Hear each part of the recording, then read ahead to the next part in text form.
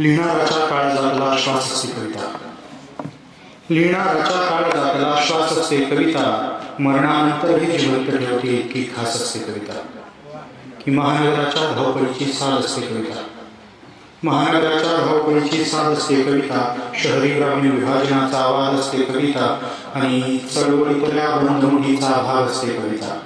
की चळवळीतल्या बंधमुठीचा भाग असते कविता. धगधगणाऱ्या मशालीतली आग असते कविता. धगधगणाऱ्या मशालीतली आग असते कविता. अशा कवितेला प्रथम आवाहन करतो आणि रचना घेतो. आताच एक सुंदर गझल सादर करून गेला मित्र. रचना ठेवतो गझल. कुणाला केवढी कळते गझल. गिरी सर. कुणाला केवढी कळते गझल. मनाला जेवढी छळते गझल. कुणाला केवढी कळते गझल.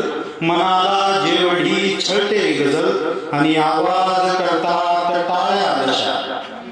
की आवाज करतात टाळ्या दशा. जगाला तेवढी मिळते गझल. आणि मनातून वाहतात वारे जिथे. की मनातून वाहतात वारे जिथे त्या त्या दिशेला वळते गझल.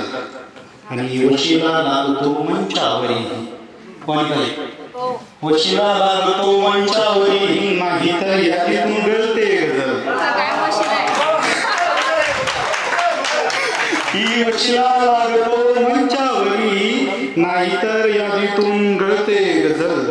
आणि आतून चोरीस जातात शब्द. की आतून चोरीस जातात शब्द. मुक्याने चांढा गिळते गझल. आणि सुटतो मनाचा संयम जेव्हा.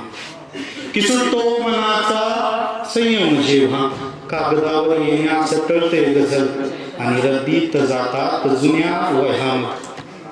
की रद्दीत जातात जुन्या वह्याम. भट्टीत पुण्या जळते गझल. धन्यवाद.